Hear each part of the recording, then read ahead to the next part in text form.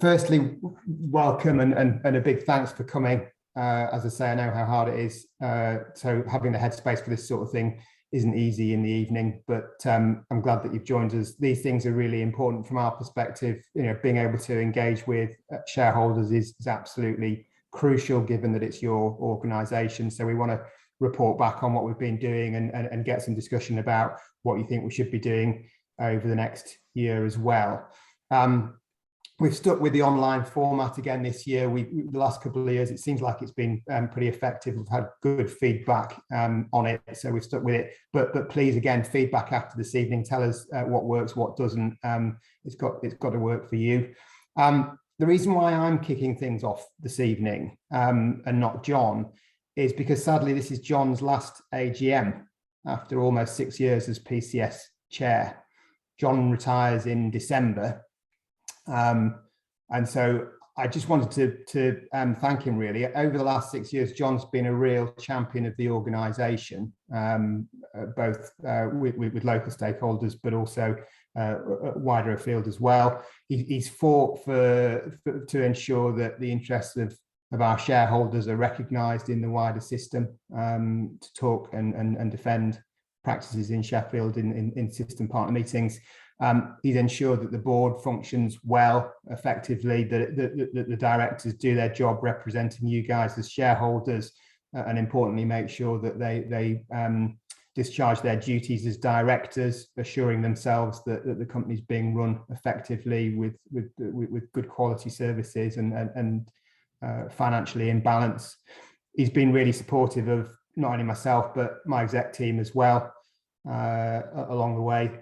So on behalf of the exec team, on behalf of the board, on behalf of the shareholders, and from me personally, I just wanted to extend my thanks to John for his leadership, his professionalism and his friendship over the last few years, and to wish him well in his retirement. And obviously, as one chapter closes and a new one begins, it feels a bit like PCS is on the next step of its development, the next phase of its development. And I'm delighted to announce that we've appointed Colin Beresford as the chair designate, as John's successor. Colin's an existing non-exec director on the board. We had really high caliber interest from a range of people from far and afield, but Colin's commitment, dedication, passion, not only for PCS but also for Sheffield, really shone through.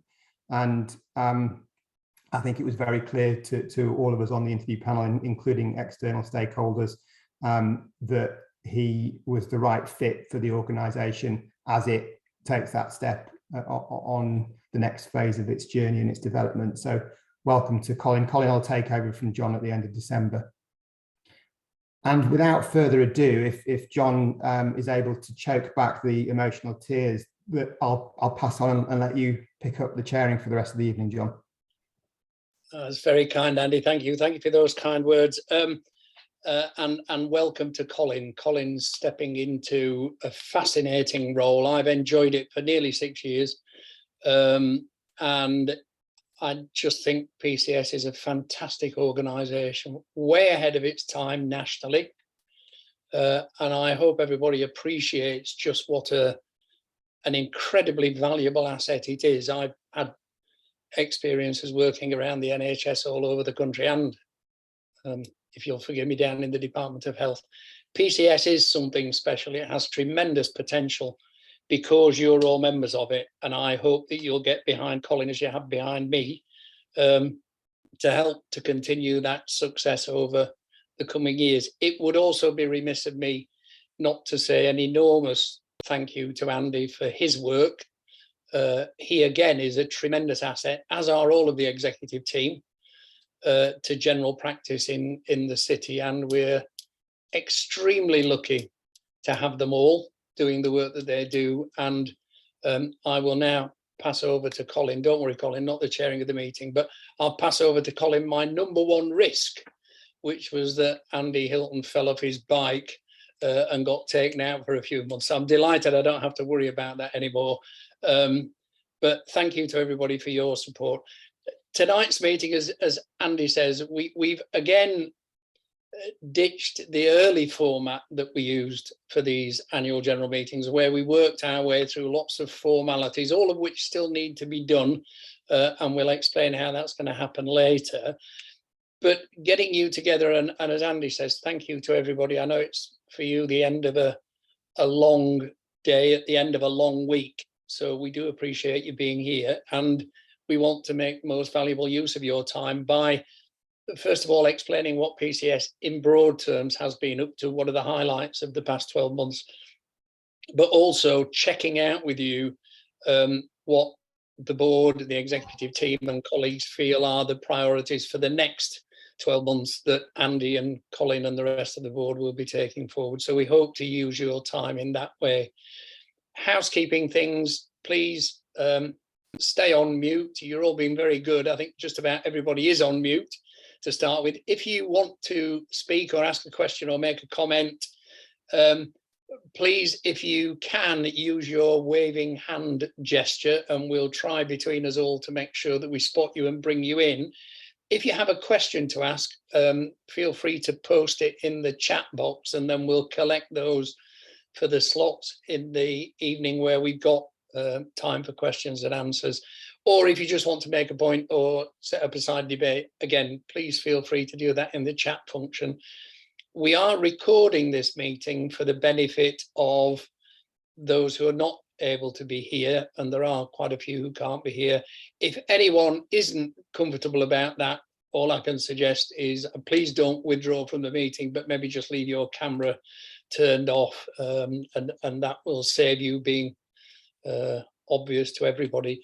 If you do want to speak or have got a question later on, it does help everybody if, when that happens, you can put your camera on so that we can all see you and add a name to a face. Can you also just make sure that your name is as you wish it to appear on the screen, so that if we are going to ask you to give a question or make a comment, or if you want to make some intervention, we're handing over to the right person.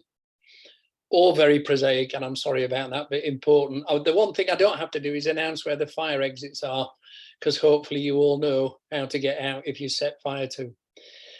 I'm not going to say any more, other than I hope the next hour or so will be useful and fulfilling. The starting point tonight is to do a bit of a look back over the last 12 months, 21, 22. And to do that, I'm going to hand over to Lindsay, who's currently acting as one of our executive directors. Lindsay, congratulations, and over to you. Thank you, John. So, yeah, my role is to talk about what's happened over the past year. All of us that are working in primary care are aware, obviously, of all the challenges that we faced. When we think about what we did in the last year, it was the second year of COVID. So the first year of COVID, we perhaps saw less uptake of GP appointments, particularly in those first few months. And then obviously it started to pick up pace. By the time we were entering into 21, 22, we were facing having to do vaccines, having to figure out how to do vaccines at home. And so we hope that PCS heard those challenges and that we listened to what you needed. We've been reflecting recently. I do an event where I go around with Neil, one of our comms members, and we talk to practices on a one-to-one basis about what they feel about PCS, questions they've got. And the feedback that I keep hearing is that practices feel better listened to and better engaged with now, which is wonderful to hear. So when we talk through what we did in the last year, we added extra capacity. So one of the challenges has been delivering the capacity that patients expect. And we all know that patients' expectations sometimes exceed what we're able to deliver. And by doing that, we provided around 90,000 additional appointments through extended access, through the physio service. And we also had the separate hot tub capacity as well, which enabled us to be able to see those patients that were having symptoms away from normal practices in an area where that we felt safe, that our cold patients, our more vulnerable patients, could still come into practice and they were less likely to come in contact with someone with COVID, which I know a lot of practices found useful. We also had a few home visiting services. So one of those was the paramedic home visiting services, which allowed practices to be able to triage patients and book in and a paramedic to go out and undertake those visits, which freed up capacity of GPs. We also had remote and face-to-face A&P appointments. Again, it was about adding that additional capacity in. And we set up a service which allowed carers, domiciliary carers, when they went to a patient's home in the morning, if they felt that that patient wasn't quite right or needed some intervention, to phone a direct dial number so they didn't have to contact the practice, to be able to access a GP triage and then a paramedic visit in service. From that, we believe around 50% of the people that were visited avoided being admitted or taken to hospital, which when we think about the people that have domiciliary care and how vulnerable they are, that was a great service in again, although it avoided admissions, ensuring that practices didn't have to deal with that workload. They had someone that they could hand over to. We've obviously been working hard, and I'm sure everybody's aware, at developing this at-scale enhanced access service, and that's obviously now live. And we rolled out a community mental health service that was up and running in 4 PCNs, but last year we moved that into all 6 of the PCNs. All 6 of the PCNs. We moved that into 6 of the PCNs, and so 6 of the PCNs now are able to access that service. We also have physio services that are working into many of the practices, and that allows patients to be seen. Again, it's that first contact service, and they're able to be seen straight away without having to have an appointment with a GP first for a triage. So that's some of the work we've been doing in the past year. We've also been working together in the background with PCNs and looking at how we address inequalities. And so we hope that you found some of those services that we've set up and some of those appointments that we've delivered really useful in helping you manage that demand and capacity.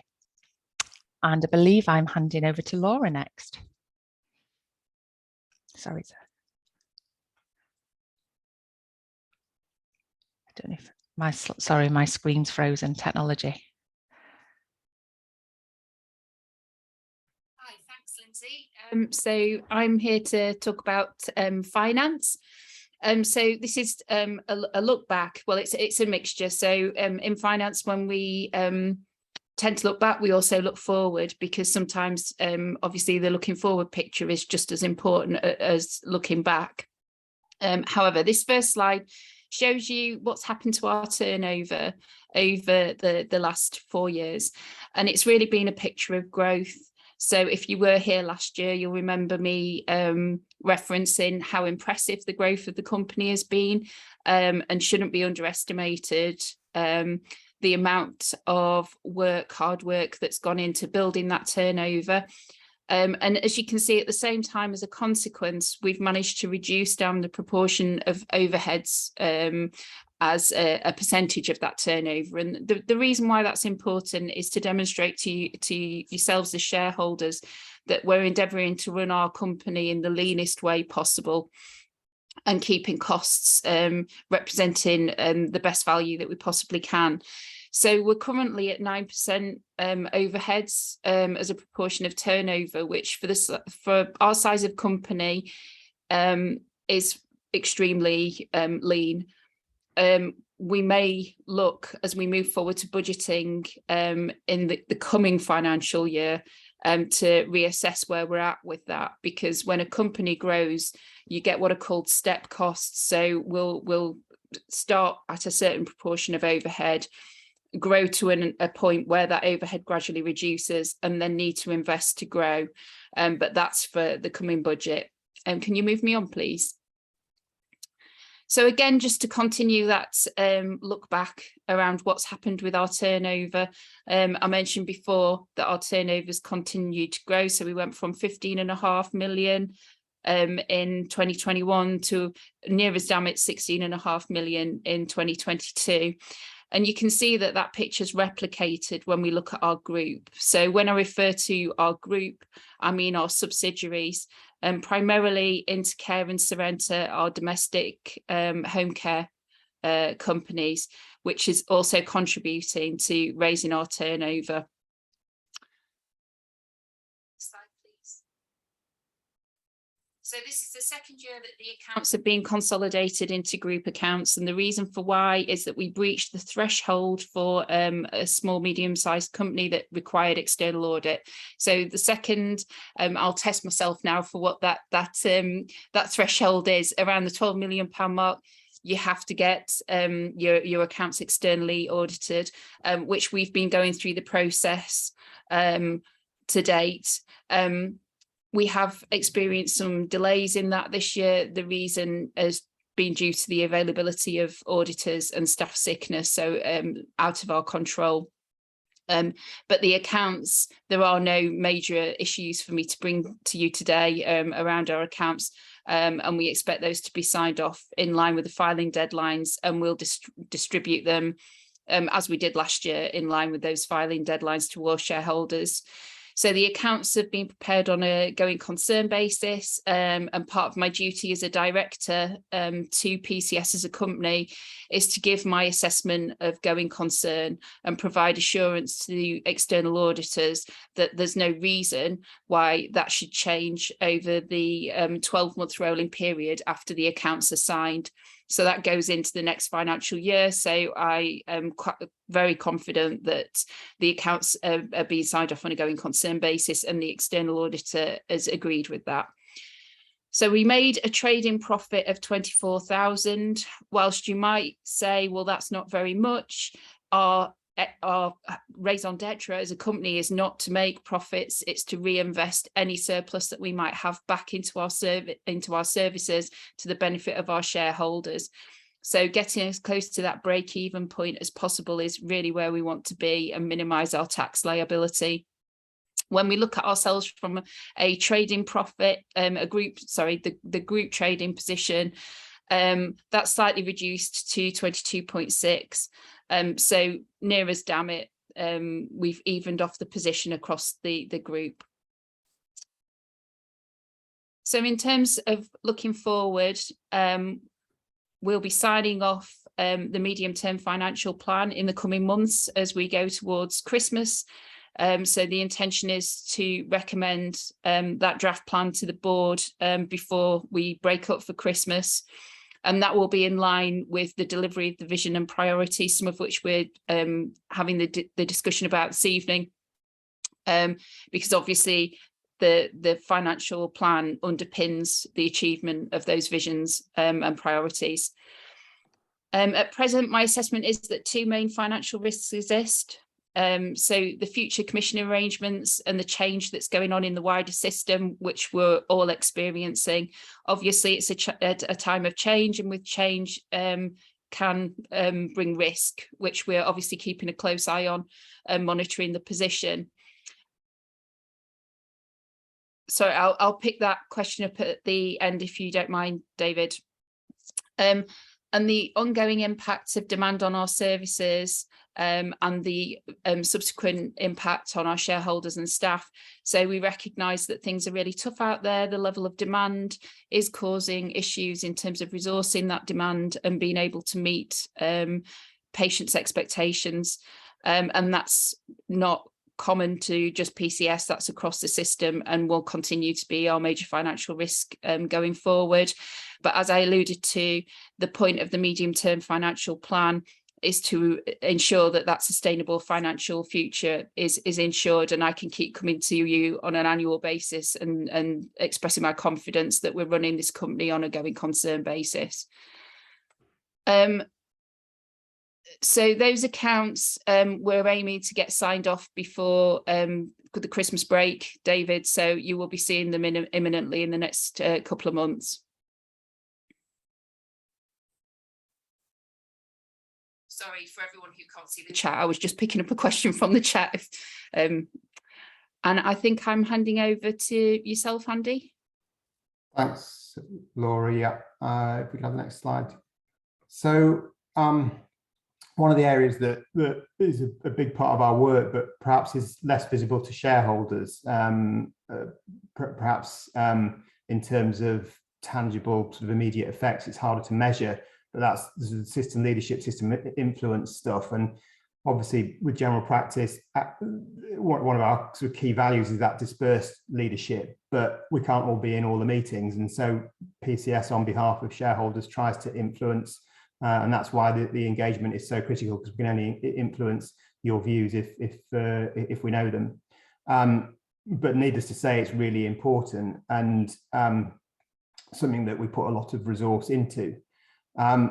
And that can be across a range of levels. With the level of system change that's going on at the moment, and Laura alluded to it, with the political landscape as it is, it's really, really important that primary care comes together and it influences the wider system and the changes, particularly given that we no longer have a CCG as a membership organisation. We've got a team Sheffield of the ICS, but that's slightly different. We're no longer member practices of that organisation. So between ourselves as PCS, as your organisation, alongside the LMC, that's the membership sort of representation that we've got. And the representation is around things like resource, and trying to lobby and push for more resource to come over into primary care. A good example of that is through last winter, where we lobbied for and put in additional capacity around hot and cold hubs, around home visiting services, AMPs, etc. And we'll continue to do that again this year. Working with STH around elective pathways, again, trying to influence how they redesign their services. Another good example would be advice and guidance, which is a national diktat that STH have to tick the box for, but through peer review and the cases model, we're managing to make sure that consultants aren't pushing back unreasonable amounts of work or expectation onto GPs. I think, most of us did our house jobs a long time ago, and we don't want to be remote house officers again working for consultants in the hospital. So it has to be reasonable. That's the work that we're doing. Again, around things like community diagnostics, we're key to those discussions to make sure that future changes meet the needs of primary care, general practice, working out in communities. We work closely with the LMC, with Community Pharmacy Sheffield, the local optometry committee, and the CCG, now Team Sheffield of the ICS, to develop a primary care strategy, and again make sure that's fed into HCP partners, health and care partners. At a sort of above Sheffield level, we've been integral over the last year in the development of a primary care provider alliance for South Yorkshire. Again, really important that as the ICB and the ICS develops, that primary care has its voice, that we're active members of that and feeding into the strategy. I think there's a real onus on the ICS to proactively resource and develop the infrastructure that is primary care, and we'll continue to influence that through a range of channels like the Provider Alliance.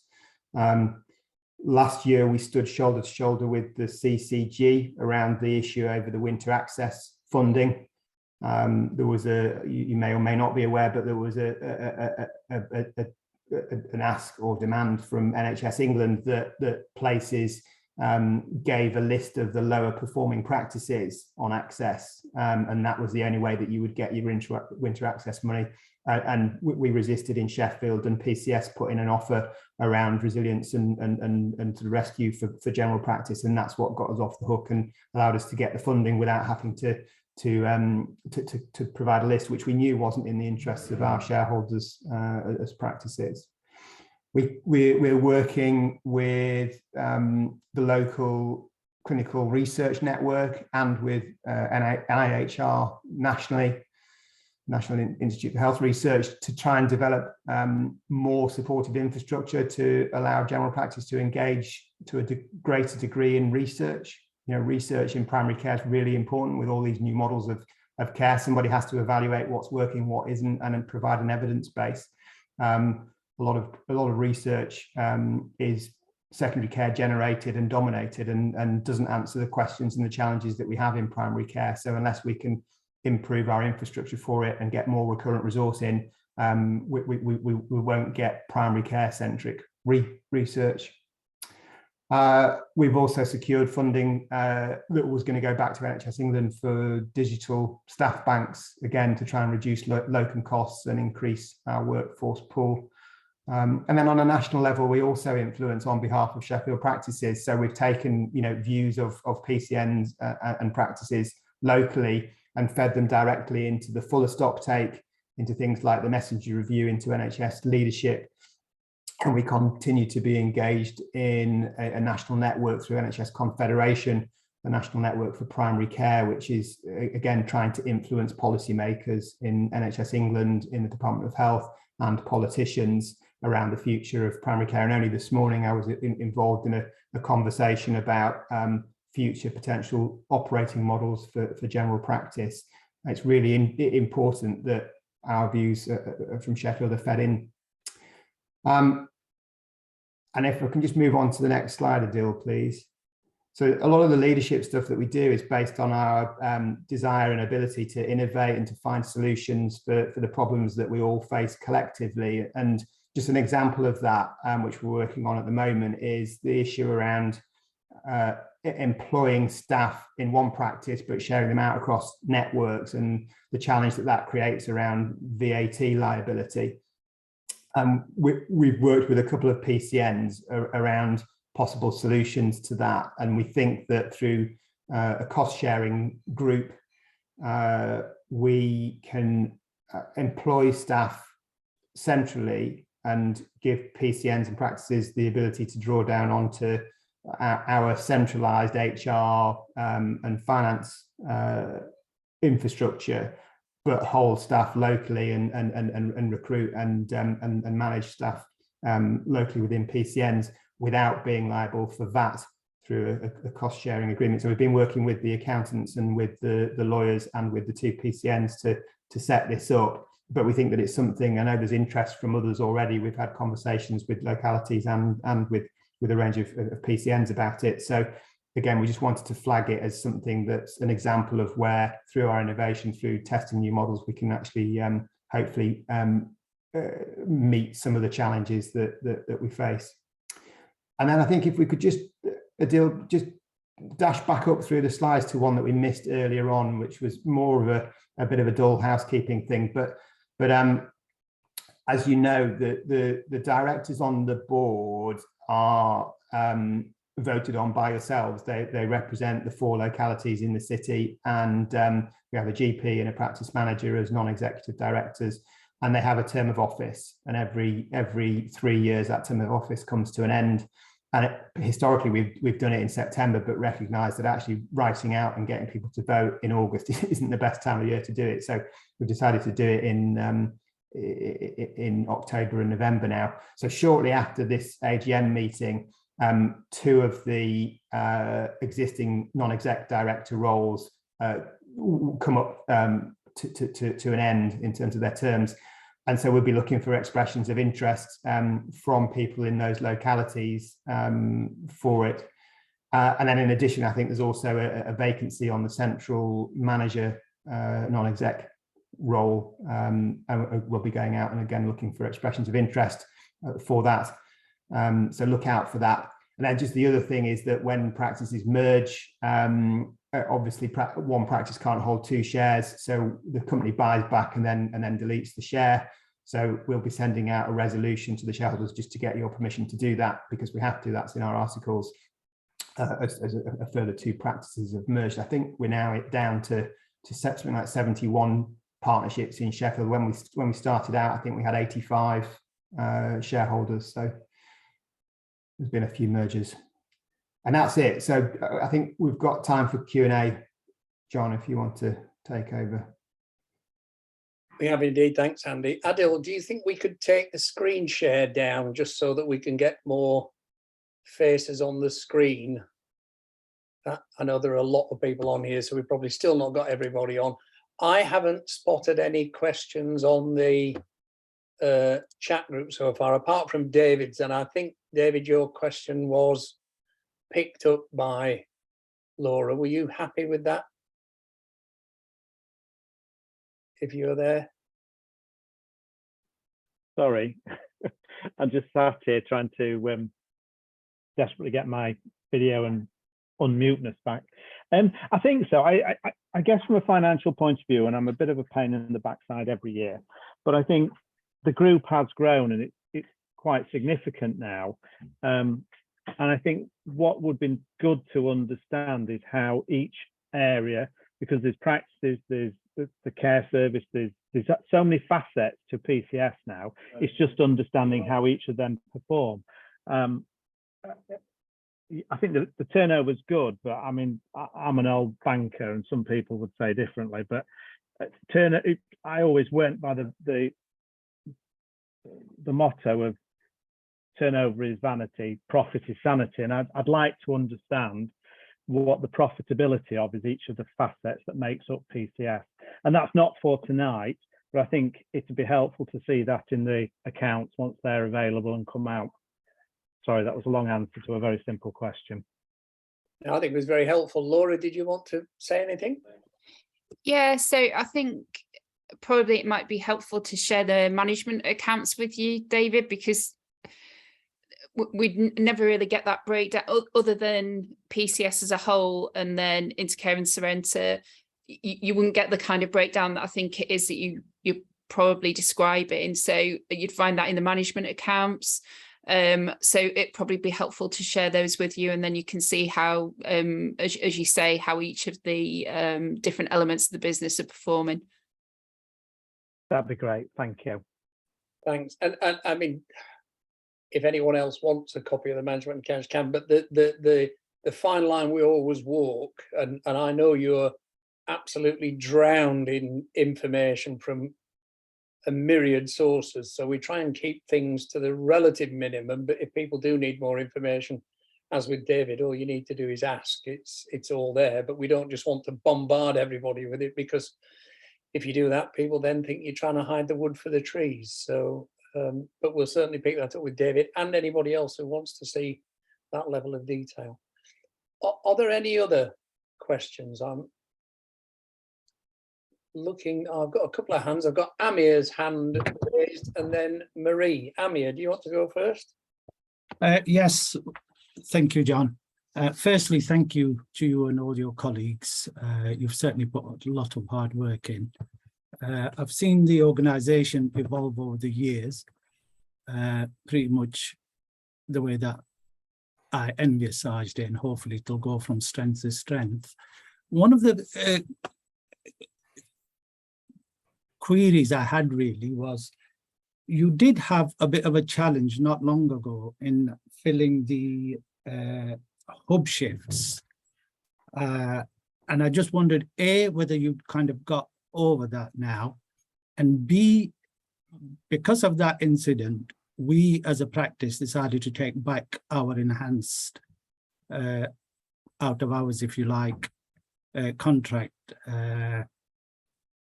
given that we suddenly were told things had jumped up to £130 an hour, whereas my partners and myself are kind of priced at £85 an hour from within the PCN. So I couldn't understand the big difference in that.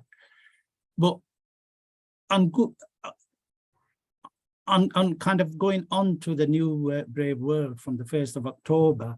I can't understand why PCS hasn't got a dashboard for the 70 odd practices in Sheffield to allow the Sheffield GPs possibly to fill some of those shifts, or at least have the first refusal, which would make the PCNs, the networks, etc., far more cohesive. Because if there was kind of something misunderstanding or something you didn't quite understand, you just ring the colleague up the next day, or as we used to do in the old days, just give somebody a ring in the morning and say, so a patient of yours was kind of quite worried, this is what I did. So a bit long-winded. So long and short of it is, there were some issues with filling the hubs. And secondly, why isn't there a PCS dashboard for the member practitioners? Slightly long-winded, Amir, but that's all right. Lindsay or Andy, who wants to pick at this first? Shall I start on the hub sessions part? Yeah. So on the hub sessions, when we had extended access, so before Saturday, before the 1st of October, practices were paid to cover some of the slots, but PCS also picked up some of the slots and did that using a bank of staff. As far as I'm aware, certainly while I've been around, there's not been an issue in filling those slots. We've never ever had a single slot that wasn't filled. And it was usually booked up quite quickly, sort of in advance of when we needed those slots covering. When we look now from the 1st of October, none of those slots are for the extended access, the enhanced access team to fill. So every single one of those GP sessions is put out to the practice for the practice to fill for that £200 an hour if they want to. And most, when we talk about 71 practices, about 70 of them have said that that's what they want to do. Obviously, we have some practices, PCS, in that we have Clover practices. The issue that we faced is the locums have all said, because it's not 4 hours anymore, it's 3 hours, they're demanding the same rate.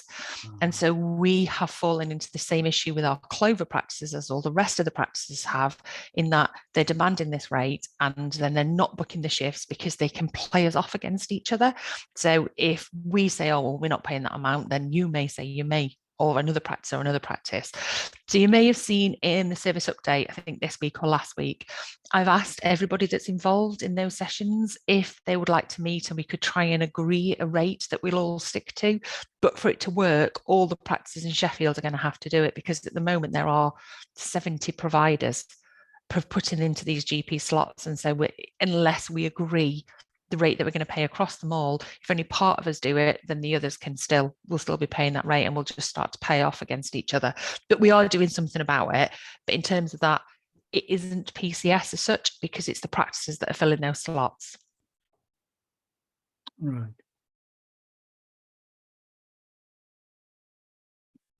Thank you, Lindsay. Yeah. Thanks, Amir. And I'm sure you and Lindsay can have more of a dialogue on that if you like, just to fill in the details. But thanks for that, Lindsay. Marie, you had your hand up.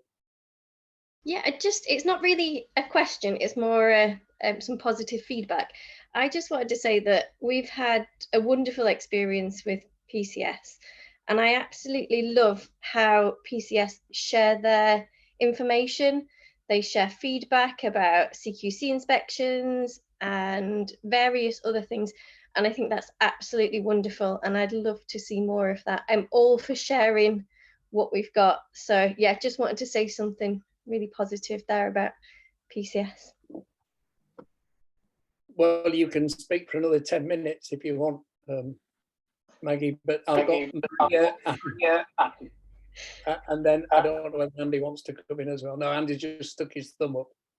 So that's good. Thank you for that, Maggie. Maria. Hi. I just want to say how valuable it is to have PCS, especially in this current climate, kind of having a unified voice for Sheffield GPs, because we're in danger of being overtaken by other organisations within the system. And I think the fact that PCS does speak nationally and pushes our pressures as GPs and GP practices further up the agenda is incredibly powerful. And for me, it's just incredibly reassuring. So thank you. Thanks, Maria. That's positive feedback's always very welcome. And there's a couple of very nice comments in the chat group about Clover's recent excellent CQC report and about the benefit of sharing some of the experience of that with other people. So well done on that. Did anybody have any other questions or comments on what we've heard so far? I'm not going to flog a dead horse unless everybody leaps up and down metaphorically. I'm happy to move us along. If anything occurs to you subsequently, there's a little bit more space further on, so please feel free to put your question in the chat room. If we don't get round to dealing with any questions in the chat room, we will pick them up offline, as we'll probably follow up on the ones that we do try and deal with offline as well after the meeting.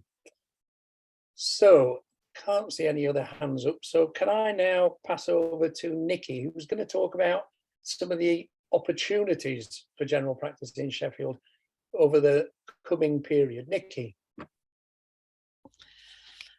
everyone. I know most of you, but just for those of you who don't, I'm Nikki Doherty. I'm Deputy Chief Executive and Director of Strategy, Business Development and Partnerships at Primary Care Sheffield.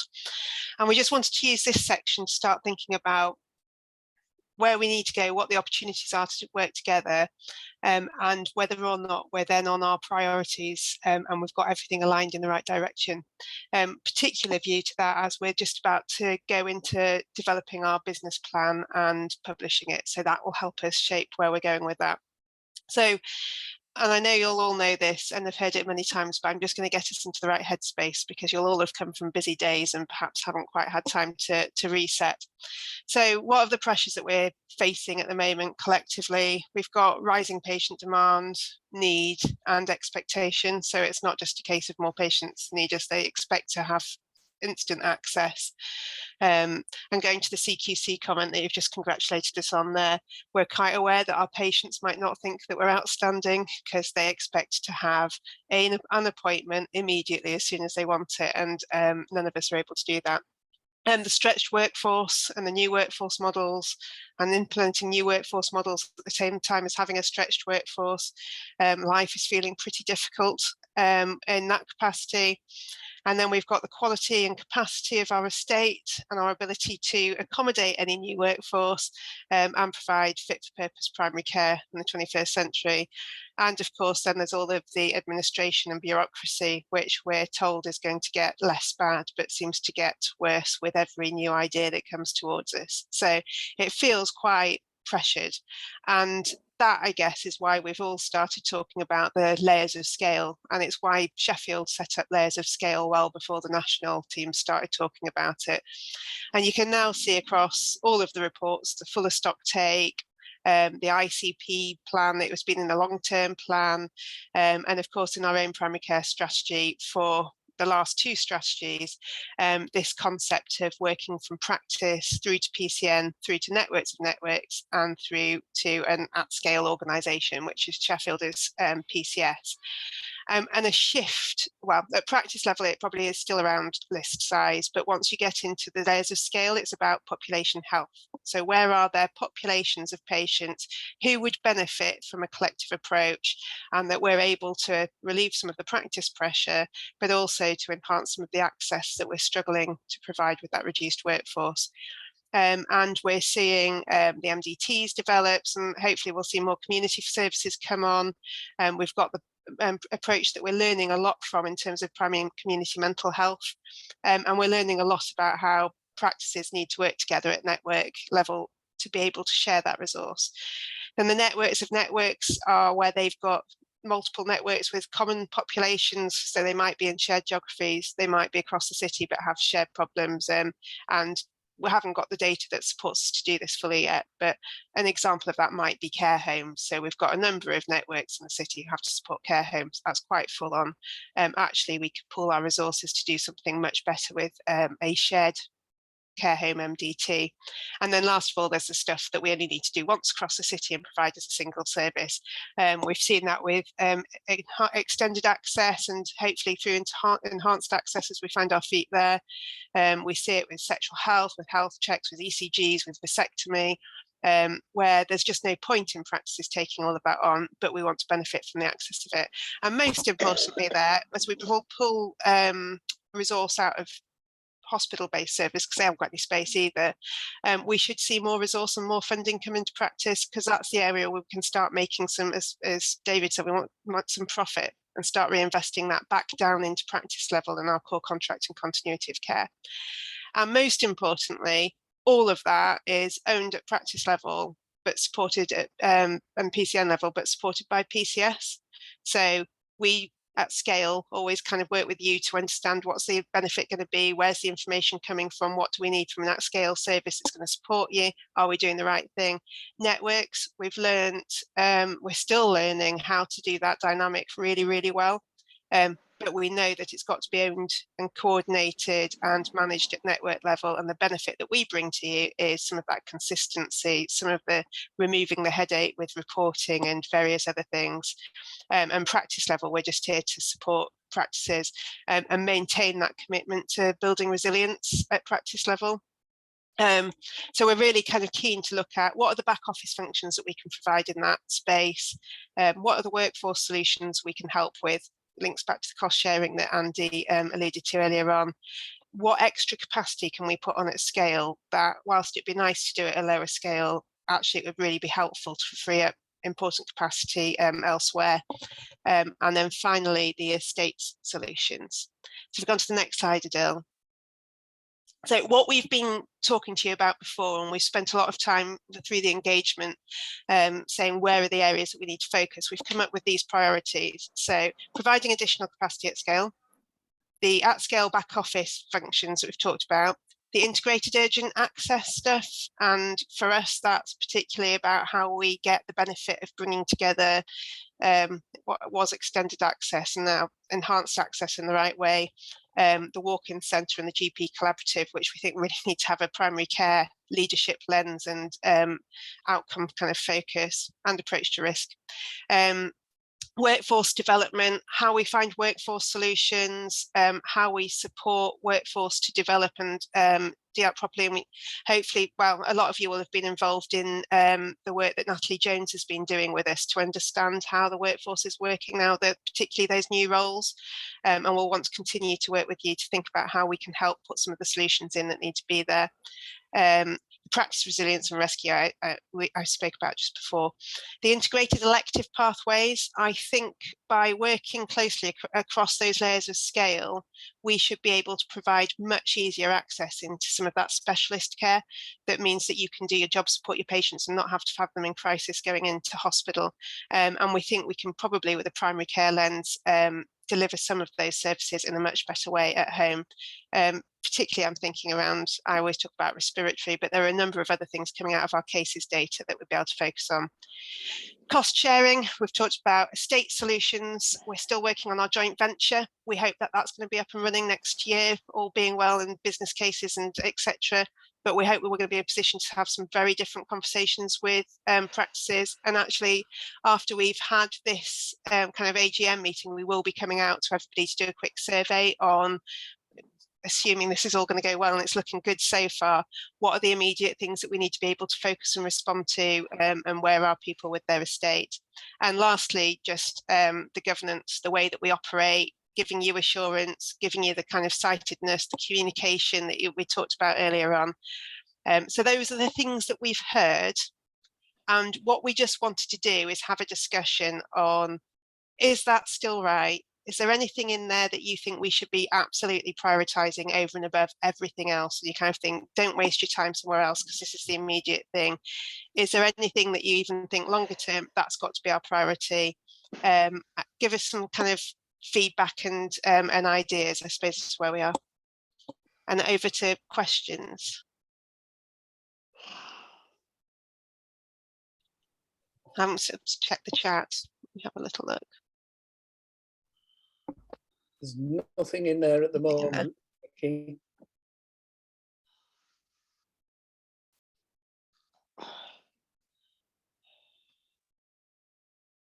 Stony silence. I guess really what we're looking for is any reaction to any of that, good, bad, or indifferent. Really, whether that covers the ground that colleagues out there doing the work feel are the right ones, or.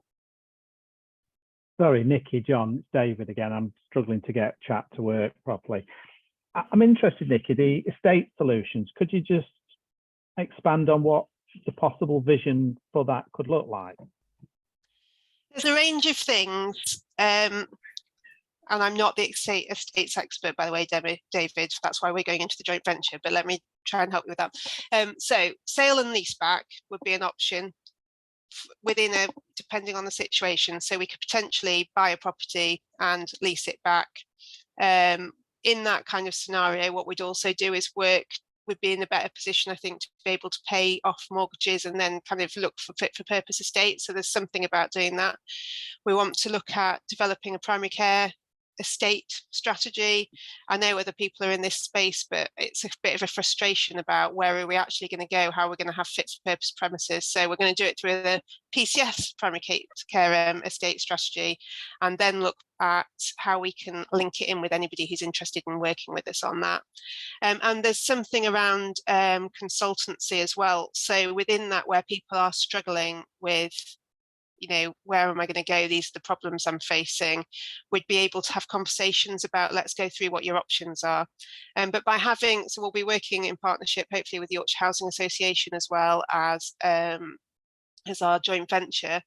And we'll be looking at how do we make the best out of the use of the estate that we've got now? Are we able to do something that helps it within the infrastructure that we've got be more fit for purpose? Can we solve some of the problems that practices are directly having, and how might that, we won't be able to do it for everybody, but as much as possible can we do that?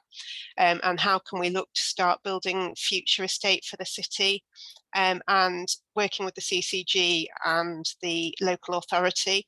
I think they're really, really keen that this is one of the few solutions that might actually work.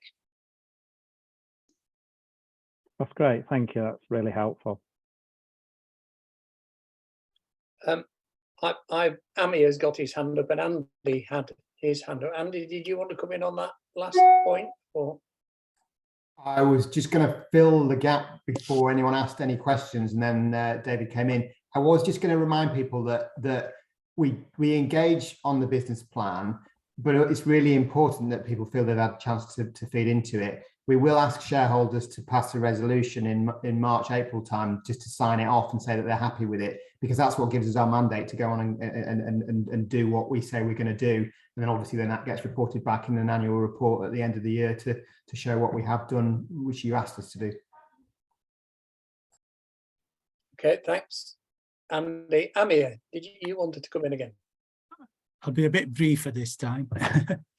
In answer to your first question, I think all the areas that you pointed out, Nikki, are important, and they're all interrelated. Specifically with space, I mean, buying and leasing back doesn't increase the absolute amount of space. And over the last couple of years, with the number of people kind of now coming into primary care with the additional roles, that's where we seem to be kind of struggling. And that's the bit that we need. I mean, we've tried very hard in my own practice to the point where the doctors are now having to use office space rather than clinical rooms to do their remote consultations, etc. But, you know, that's a unsatisfactory solution, really. Yeah, and I'm conscious that our timelines kind of take us into next year before having the solution, and there are some burning platforms, aren't there, in terms of people and where to go. I'd quite like to do some work with networks, thinking about where there are roles that don't need to be in practices, where they still need to work at practice or network level, but they could actually we could perhaps jointly invest in some space that that kind of increases that. There's office space and other things that we could explore. So there's something about that, but the immediate solutions are really worrying. The CCG do still lead on all of that. We just think by going into a partnership with a kind of a company that actually knows what they're doing and has the capital to be able to do it, we should be able to do something. And I should also say, one of the reasons that we've chosen the partner we chose was because they have a commitment to reinvesting back into healthcare and practices. So what we're conscious of is quite often when you get big companies like Assura and Arriva and all the rest of it, their interest isn't so much in Sheffield, and it's not so much in the practices. It's in the money that can be made. And it's exciting because there's money that can be made as well as helping practices. But they are committed to putting that back into practice, which of course is what Primary Care Sheffield is all about. So hopefully we should be able to do something really exciting together. Thank you. Thanks, Nikki and Amir. Andy, did you want to come in? Joe made a comment about care homes and the drain of care homes on resources. Do you want to come in? Yeah, I can do. Yeah, and I think it's a really good point. And perhaps it's not just care homes, but it's visits in general. And I think, you know, one of the key bits for me is making sure that and this is about resisting some of the political pressure, that we don't dismantle some of the core sort of pillars of general practice in a necessity to work in different ways. You know, we know that continuity of care is really, really important. There's really good evidence for continuity of care. So for me, it's about making sure that our at-scale services are the bits that are perhaps more transactional, that don't require the continuity, that then free general practice up to do what it does really well, which is that complex medicine management, the uncertainty, the continuity of care and relationship medicine. And one of the things we did with the sort of rapid response visiting service, carers were able to call for a visit without having to necessarily bother the practice themselves, so that we could go out and prevent a hospital admission, but do something quickly. I think we would be very interested, Joe, in looking at models of sort of at scale visiting or managing care homes. I think probably 4 years ago now, Chris Kearton, when he was still within PCS, was looking at a care home support model where we took a load of care homes on at scale, and we could revisit that if there was interest for it. One of the things that we need to be mindful of is where the continuity of care is really important, not losing that. But we can look at it. Thanks, Andy. I'm not the lead for my network or for my practice, but certainly we find, because property is quite cheap in the north of Sheffield, we actually get landed with a lot of patients who aren't from the area. So actually, speaking on behalf of my own practice, continuity isn't what we need for the care home, but I do think we need it for our resident population for home visiting. So actually, for us, those are two separate issues. They're not the same. Yeah, that's really helpful. And again, that turnover, rapid turnover in care homes is you know, a nightmare for a practice. And maybe we need to be pushing back at commissioners that, you know, as hospitals get fuller and more pressured, the level of need in the patients that come out is far greater than it ever used to be. You know, and residential homes are now what nursing homes used to be, and nursing homes are now intermediate care. You know, it's just changed completely. Lindsay, did you want to come in about nursing homes and the like? I think it's just one of those things when we've been talking about the cost sharing agreement, it's something where, again, if you think about if we had a geriatrician or if we had an OT with a specialism in working with those types of patients, each PCN or each area could buy a little bit of those times. So we, as PCS, have been asked to step in and look after 2 care homes at short notice after difficulties with practices or different reasons, and have done so. But I think it's about finding that MDT approach and how we make it that it's not just on GPs. You may have seen an advert, we have had an advert out, which was worded slightly incorrectly, where we were looking for a GP with an interest in geriatric medicine, not a geriatric GP, as we put it. But I think we are already exploring that, and I think there's work to be done, but I think the cost sharing agreement helps us to look at how we could do it centrally without putting VAT pressures back on people. So I think there's opportunities coming in the next sort of 6 months with that, definitely. Thanks, Lindsay. Anybody want to come in any more on the nursing homes, etc. discussion, or anyone want to pick up any other of Nikki's points?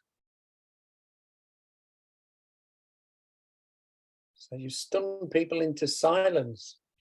One thing it is worth having in the back of your minds, because we always talk about tackling health inequalities, and I haven't talked about kind of our cross-cutting themes. So there's the layers of scale, but there's also how we tackle health inequalities and make sure that we're delivering what we say we're going to do is one of the things. But what we're starting to see through some of that networks of networks stuff and working with different networks in that way is we are able to do the disproportionate investment. So I know we've got some hypertension at the moment that was supposed to be allocated across all the networks, and it's really pleasing to see networks go, no, we want to start doing taking health inequalities seriously, let's do that disproportionately, and they're working with us to make that possible. And I think as we start seeing more and more practical examples about how we can work together to respond to different population needs or groups of populations, we might be able to start making some real difference in that in terms of the way we respond and support and interact with different communities.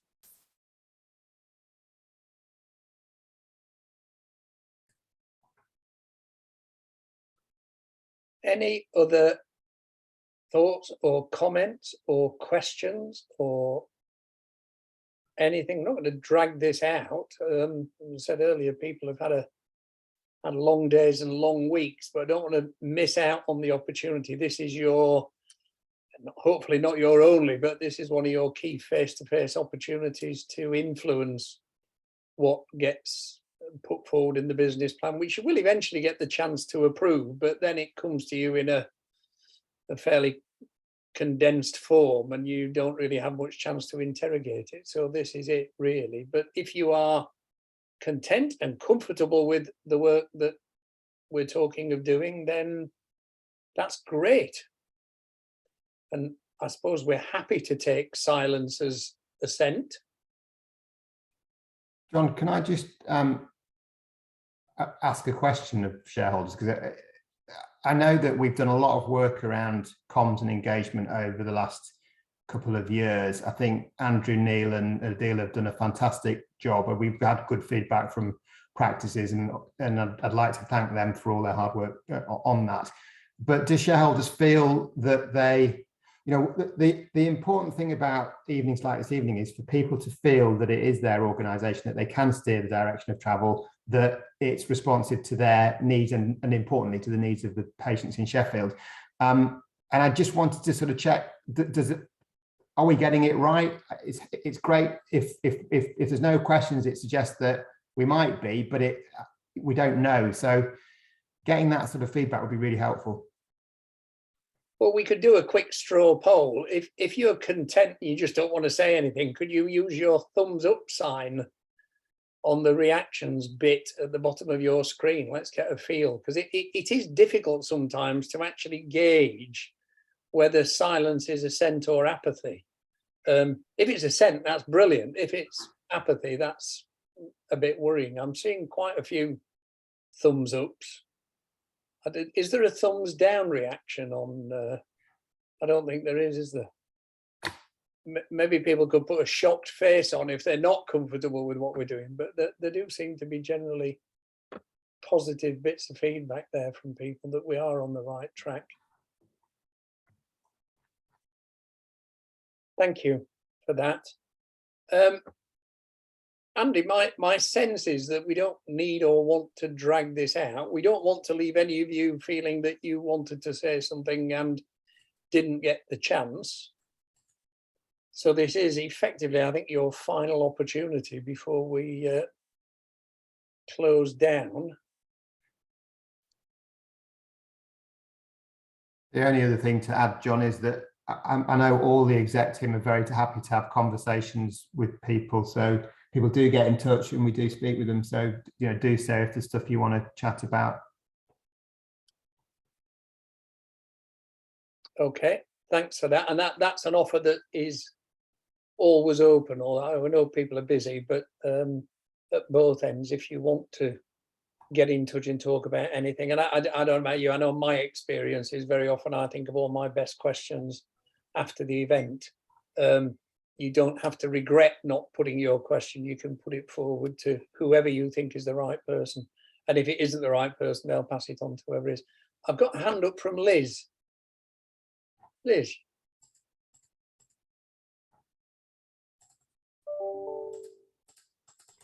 Sorry, I'm not very good at this.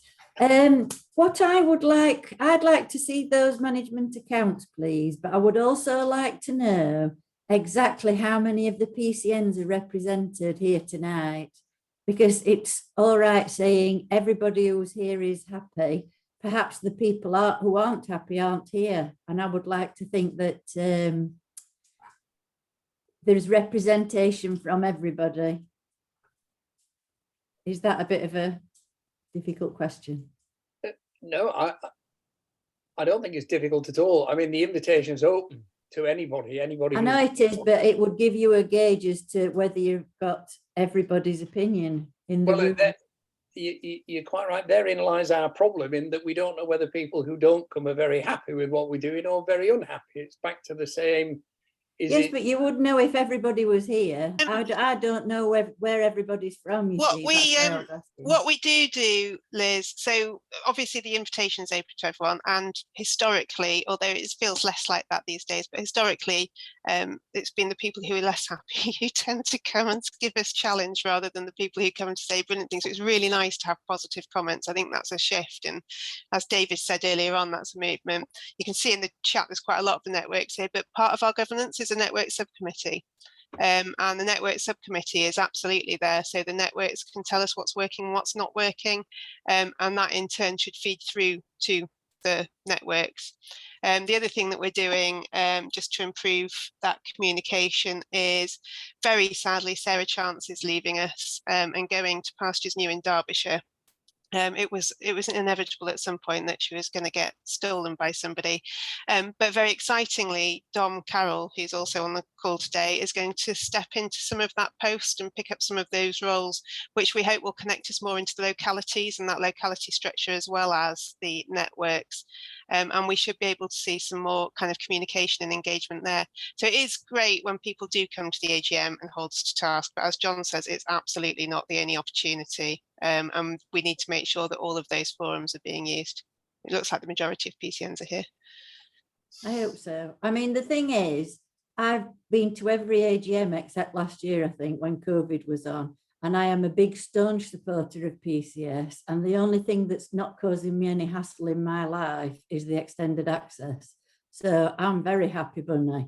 So it's not true to say that people come just to complain, because actually I come to find out what's going on. But I will also, as you all know me, I'll say the bit that I challenge you occasionally.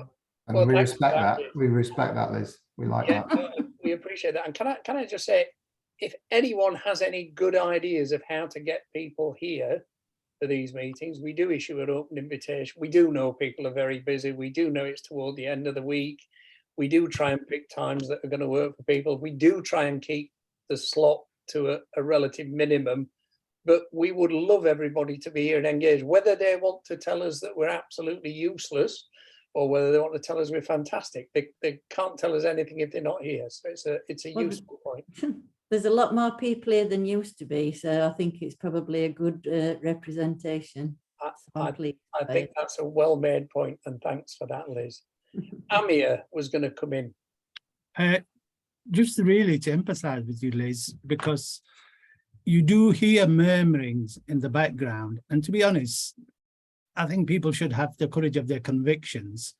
You know, I think PCS has come a long way. When I wasn't happy with it, I said I wasn't happy with it, and I told people why I wasn't happy with it. I didn't come for a couple of years for various reasons, but I am here now, and I think it's come a long way and it's going in the right direction. I still think it's got some, a little bit more way to go, but it's an evolving process.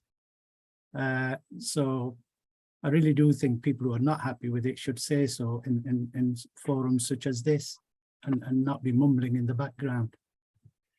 Yeah, you describe a wonderful and ideal world, Amir, where nobody mumbles and mutters in the background. You've not been at the Conservative conference, have you, this week? Mumbling. I don't think they did it in the background, John. I think they came true. straight out and. That's true. I mean, I think it is just one of those things that people will always mutter and mumble, and there's not a lot we can do about that other than keep trying to reinforce the positive messages. Did anyone else want to add anything in after that helpful input? I'm not seeing any hands in the air. So, I am now. I'm seeing Lindsay's hand in the air. Yeah, I just want to do a thank you back to all the practices that I've engaged, whether you came with PCS or not with the enhanced access. I think it was brilliant that we were able to come out and talk to all 15 PCNs, that people have worked with us and supported us, and that people have engaged with us when we were trying to work through what that model could look like. So I'd just like to pass a thank you back for all of you for engaging with PCS on that and letting us come and talk to you. Thanks for that, Lindsay. I'll just, unless Andy wants to say anything before I do, I'll make a few closing remarks. I've got to give the Chief Executive the first opportunity. Okay. It's really good to get some positive feedback. It's also good to get challenge in this. And please, if you do hear any of your colleagues muttering and mumbling in the background about something, tell them to pick the phone up and ask Lindsay or Nikki or Andy or Laura about whatever it is they're moaning about, and see if we can give them a good and full answer and maybe allay some of their anxiety. PCS works.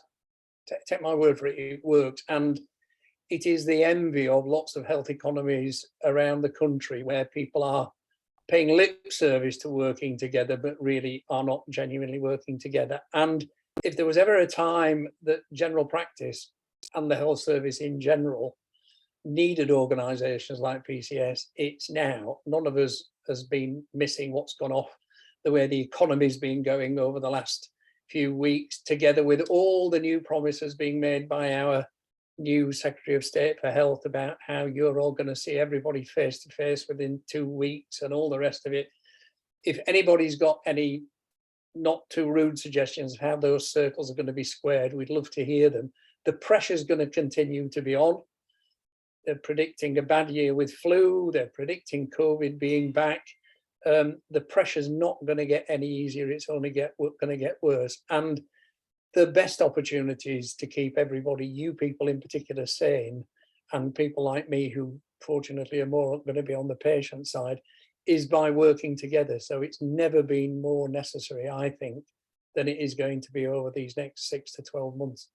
So please do stick with it, and please do try and reinforce the importance of what we're doing to your colleagues as you get a chance to speak around them. I'm going then to say thank you to everybody. We finished a bit early, but that's no bad thing. Thank you for your input. If any questions do come to light, as the minute you switch off, please just get back to us via the executive or whoever you can. And I'll say goodbye from my final AGM and look forward to continuing to see PCS move from strength to strength over the next few years under Colin's leadership. And I think Colin's still there, probably wondering what on earth he's let himself in for, but no, he knows that really, because he's been with us for the last 3 years. Thank you to everybody for your time and input and effort. And I'm going to hesitate to say Merry Christmas to you all, but I hope you have a reasonable winter. Thank you very much indeed.